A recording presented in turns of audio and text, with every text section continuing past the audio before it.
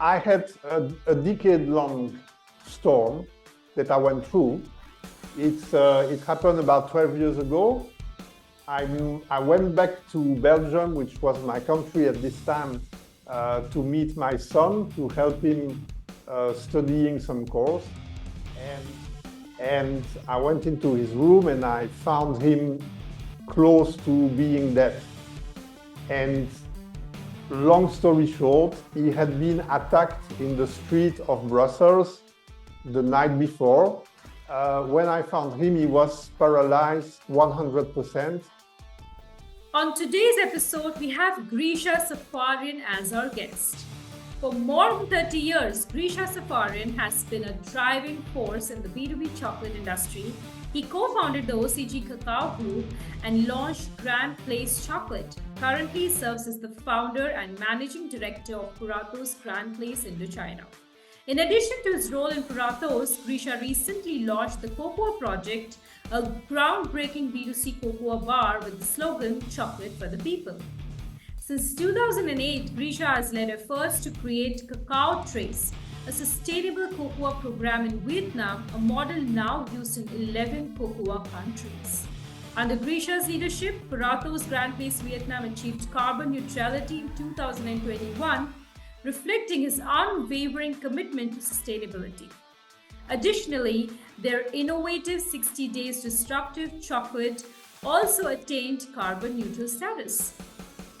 Gricha is a sought-after guest speaker at esteemed universities such as Stanford and RMIT, where he delivers captivating talks on sustainability and impact revolution. He's also a member of Emerging Leaders, a global community of visionary leaders.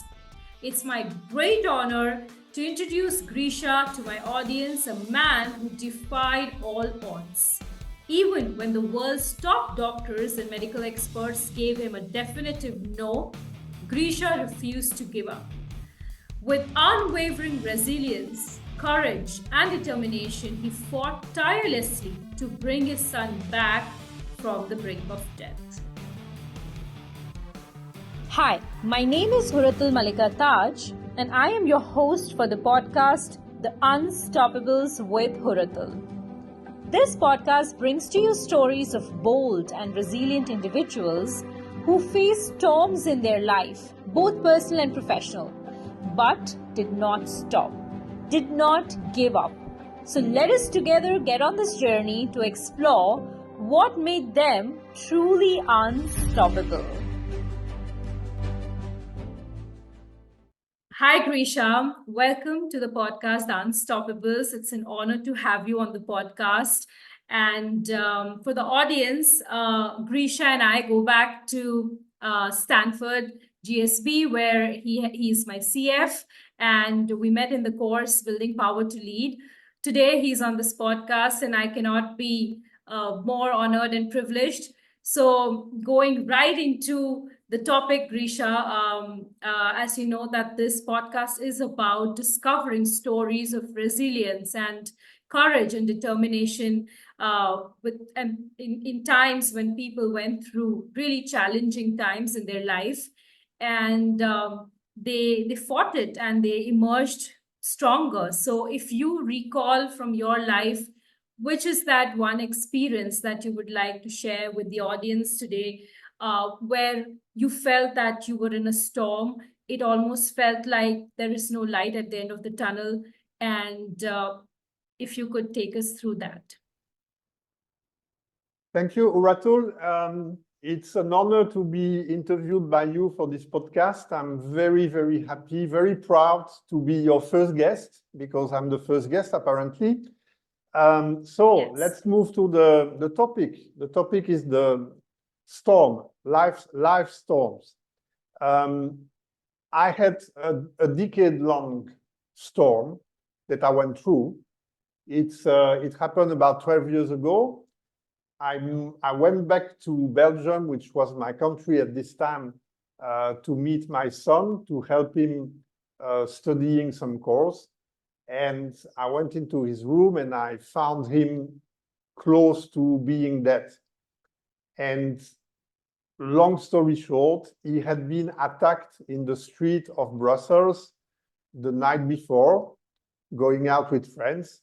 He was able to come back home not knowing that he had suffered anything, and during his sleep in his bed started an internal hemorrhage that ended up when I found him. So I found him about 1 or 2 hours before he was going to pass away, because the hemorrhage was ongoing.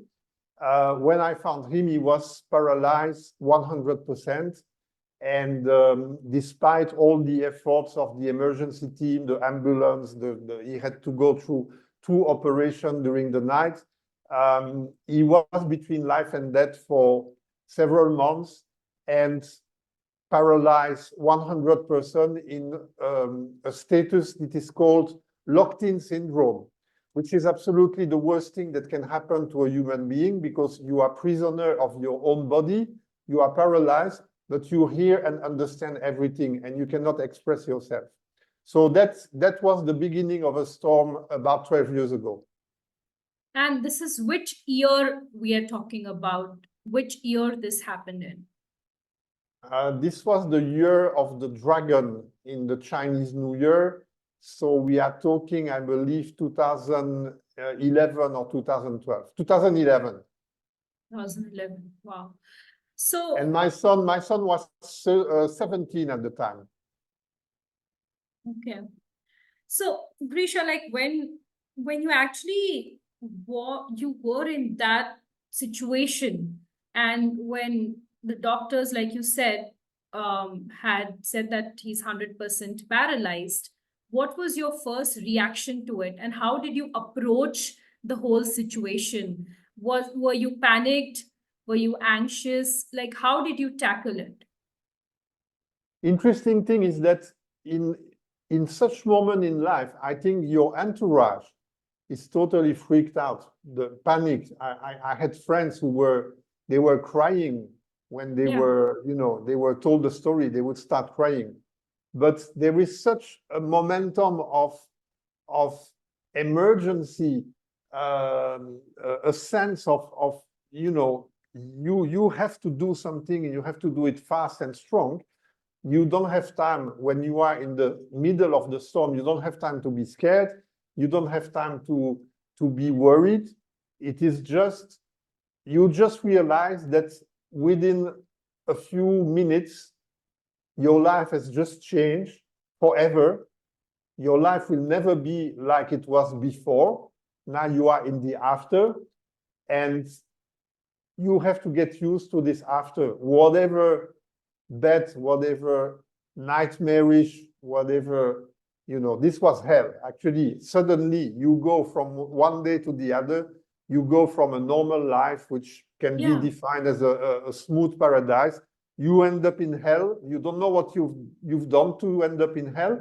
And so my reaction, to answer your question, was simply to refuse the predicament of the medical world, because accepting was not an option. Because accepting that was for me, and I guess for anybody who would be in this situation, absolutely impossible. It was my son. Yeah.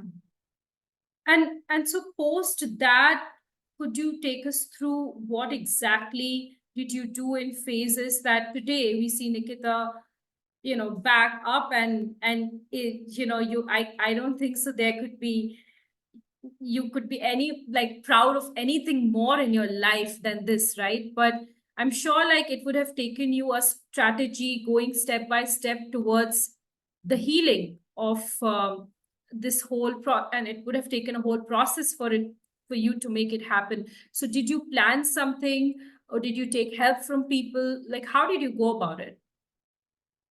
It was a lot of improvisation. So the important thing was refusing, never give up, never surrender. Because when such thing happen, the entire world, the medical world, the social security, the hospital, they are pushing you to accept the unacceptable, because they don't have a solution. They don't have any other solution that convincing you, okay, we are very sorry for you, but it's like this, you have to accept. And how could you accept to look at your 17-year-old son staying in his bed until the rest of his life, unable to move. So of course I refused. I did not accept. And then maybe because I was not a doctor and I'm still not a doctor, I was able, luckily, to start thinking out of the box. And we started to try everything we could try to make him move half a finger first, and then the second half, and then the second finger. And the process of healing, as you say, was really a long, very long process of returning to a decent autonomy to be able to live a decent life. And this process took at least seven to 8 years. That's how long the fight was. Very quickly, I brought him to Vietnam, where I was living at the time on a permanent basis, established a working team around him with a lot of different expertise. And we started basically to follow a design thinking process, which was testing and prototyping everything and, keeping what was working and rejecting what was not working. So among these testing and prototyping, we spent some months in Tel Aviv, in Israel, to do compression chamber. So, hyperbar chamber is called. You put people in the condition of scuba diving at a depth of 20 meters. It is supposed to reactivate some part of the brain. I mean, we have tried everything. One of the things that worked very well was to make sure that step by step, we were taking out all the medicine that he was being prescribed by the hospital, because he got so many prescriptions. Some medicine were interacting with other medicine. Some were creating kind of epilepsy crisis because they were epileptic medicine. So we had to give him anti-epileptic medicine, and the anti-epileptic medicine would start something else. And so I was so fed up with this that I decided to stop all the medicine step by step. And this is one of the things that worked very well. And of course, nothing would have worked without the resilience of Nikita, because he's the actor of his own recovery. I was just the assistant. Yeah.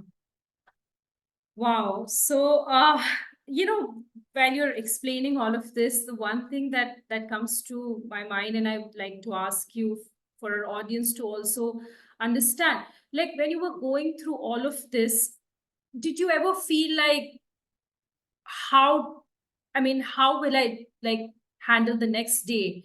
And, I'm losing my willpower, and my energy is drained out, or nights where you couldn't sleep, all those sleepless nights, right? What was going through inside of you while you were going through the whole process? Can you explain that a little? I'm not sure I can explain, because a lot of things happen in your mind that are totally mysterious. Yeah.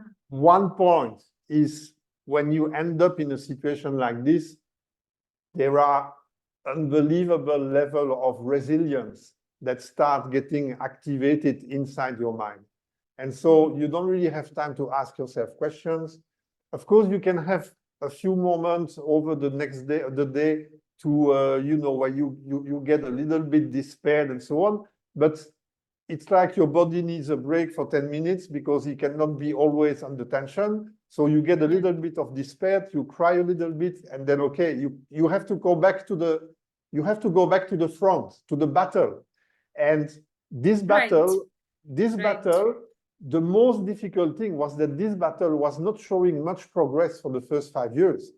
And so you have to keep the motivation, the resilience, and the determination to bring back this autonomy despite a lack of progress. Because you would have some progress, then a plateau, then, okay, what do we do to reactivate the progress? And one thing that we did that worked fabulously. One day I was in Tokyo for my business because, by the way, I had to continue working to finance the recovery and the coming back to autonomy. I mean, this was very expensive. And one day I was in Tokyo and I saw on the billboard in Tokyo, they were advertising the Olympic Games. And I saw two billboards, Olympic Games and Paralympic Games. And both of them were at the same size. So this was the first time that I noticed, maybe it was like this before, but I never noticed. I noticed the Olympic and the Paralympic game were put at the same level of importance for the Olympic game in Japan. You know, those that were delayed 1 year because of COVID, by the way. Right. And so I came back from this trip and I explained this to Nikki. And 1 week later, he said, you know what? I'm going to try swimming, Paralympic swimming. Wow. And that was really a pivot, a turn in the life, because until then, we were fighting for autonomy.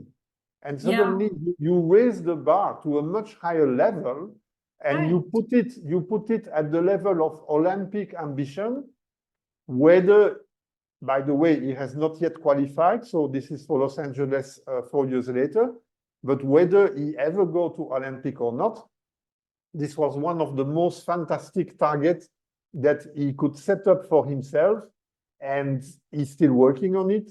And from the 100% paralysis, by the way, of 2012, today he's not even in a wheelchair anymore, which the doctors at the time said would never happen. They were actually trying to convince him to learn how to drive an electric wheelchair. And today he's working with stick and he's training intensively for the Paralympic swimming. That's fantastic. And so Gricha, like this whole journey, how did it change you as a person? Like, what do you see the Gricha before this event happened and the Gricha after this event? What would you say are the most significant changes that happened in you as a person? The difficult thing is here not to start aligning a list of cliches, right? But okay, this was a terrible storm for me, for Nikita, for the family. I mean, we all went through something that we felt we did not deserve, of course. I mean, who deserves such nightmare? 12 years later, I believe that this storm has made us eventually happier people, stronger people. I think that if you have not been through a serious storm in your life, a very serious one, you may not really enjoy life to the max. And I think this is one of the cliches, right? Because I'm not the only one who had a difficulty in his life. I mean, it happened, all kind of very bad stuff happened to all kind of people. Yes. But long story short, I think that the people who have survived a storm, they can never see life as before. And they look at the world, the world is kind of divided in two parts. You know, those people who went through a storm and those who did not yet, okay? And it seems that you can recognize those people even without talking to them, because they have something in their eyes, they have something in their attitude, and they have something in their reactivity to problems that is for them fundamentally different. And so I of course, I wouldn't, if I could push a button and avoid this experience, of course I would push the button, right? Yes. But I'm not sure we would be happier by pushing this button. Not sure at all. Really? Yes. You say that? I say that. And Nikita would say it also. Yeah. This is a big thing to say, Gricha. You know, one of the things that I like, this is something that is so striking about you, is that I have met I mean, I keep meeting a lot of people, and because I have gone into the entrepreneurship journey early on in my life, I've seen all kinds of people, right? Good, the bad, but you're the kindest, right? Like, I haven't seen somebody with so much empathy and kindness. And I think that comes from a place where you have seen life in a very different way than I think most people would, especially with your own son. I'm so happy. I'm so happy I came back from hell alive. And, you know, I was able to escape. I was able to escape hell, and Nikki and the family, and we are so grateful for that. And you know, the priorities, some of the priorities, some of the values that I had in my life, they have been amplified. I really have a problem to see people unhappy. If I see people, I mean, if I see people in the street, people that I don't know, and they are really going through some serious shit, and they are unhappy, you see it on their face. I suffer for them. If I can help them, I will help them.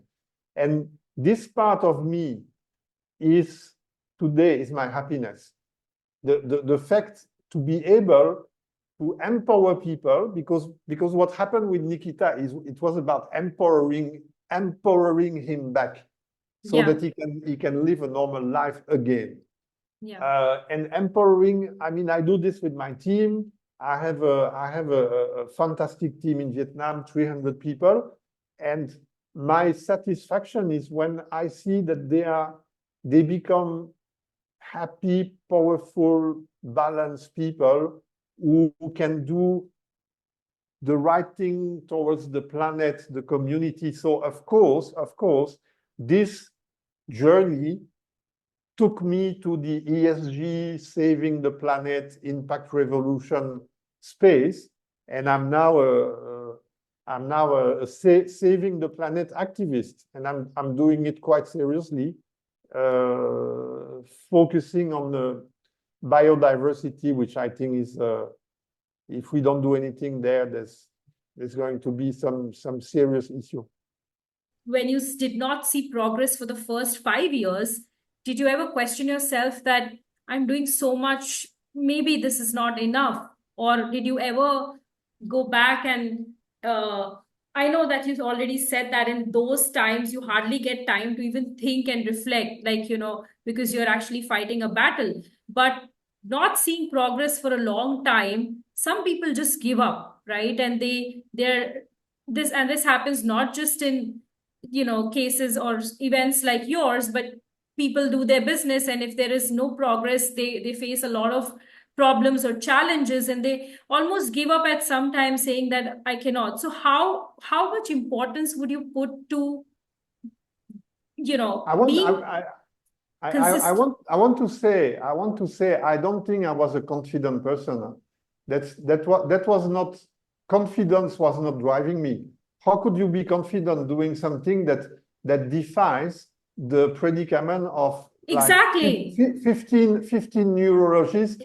I've had neurologists like, you know, professor, high-level people. They were telling me, Gricha, it is time for you to book one of those places where you put people who have no hope for the rest of their life. So please find a place like this for Nikki, because there are not many seats available. So that's the kind of advice I was getting. So I was, of course, not confident. How can you be confident? I'm not even a doctor. Again, maybe But giving up has never been an option.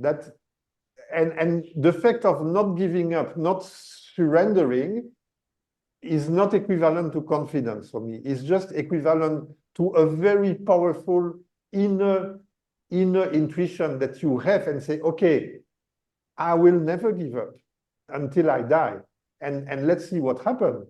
But of course, I was not confident. You know, my mood, especially for those 5-6 years, my mood was 100% related to the progress or the non-progress. So if I was able to see progress, I was in good mood. No progress, plateau, I was getting into a very bad mood, and enable a mix of bad mood and sadness that I was unable to get out of until the progress would come back. That was the driver. And the other thing is, because you have mentioned dreams or sleeping at night, you know, for the first 5 years, I was dreaming almost every day.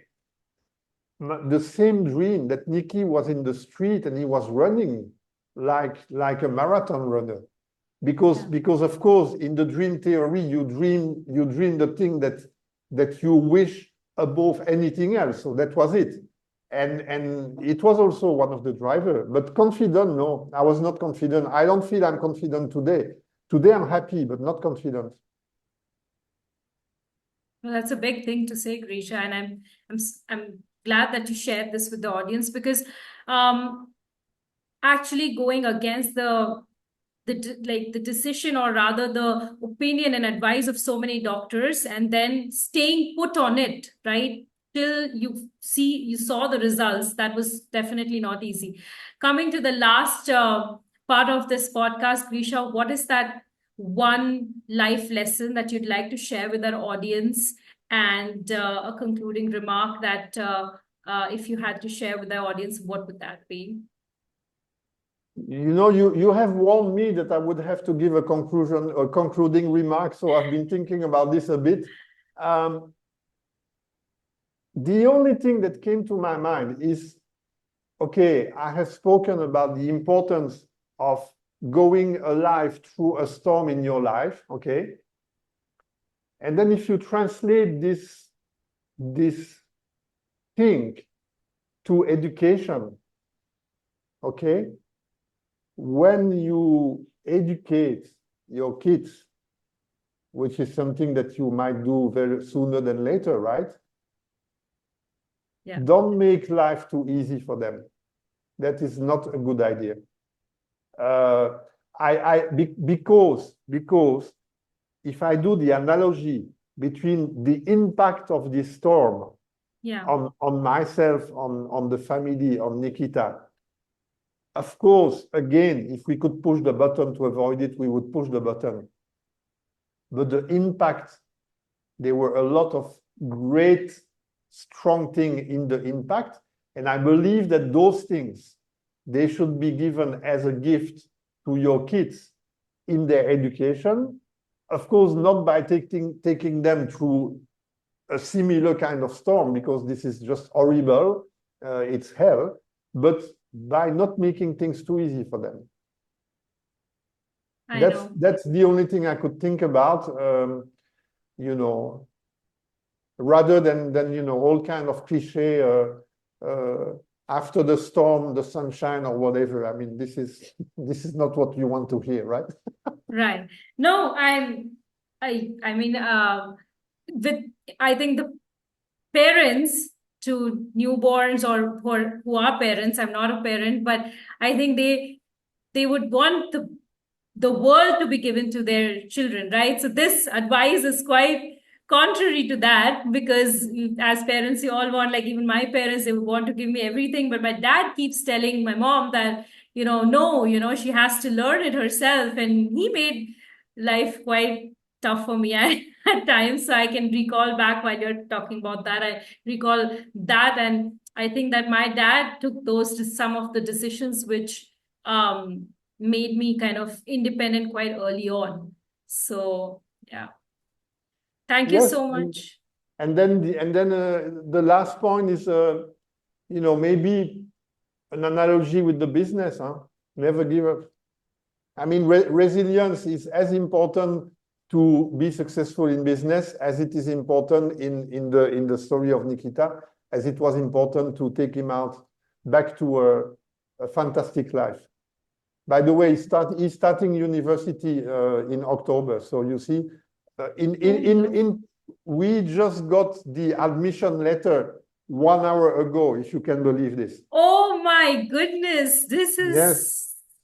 Oh my God, this is actually, like, you know, a big thing, that today we're doing the podcast, and you get the letter from Nikita. A day to remember. A day to remember, definitely. And I wish Nikita would win the Paralympics in swimming as well, and all the best for him. Thank you so much, Grisha, for doing this podcast, and I would love to have you on many more. Okay, Hurratul, thank you for your great management of your very first podcast. You did that with a lot of sensitivity, out of the box thinking, and humility. So you are a Thank you. fantastic podcaster. And as I told you, I just read this morning in a newspaper about a podcaster who was signing $100 million contract in USA. So I'm pretty sure this is going to happen to you one day in India, okay? Good luck, Hurratul, and thank you Oh for my the God. opportunity given to me. Thank you. I'm very much humbled, Grisha. That means a lot to me. And thank you once again. Bye. Bye-bye.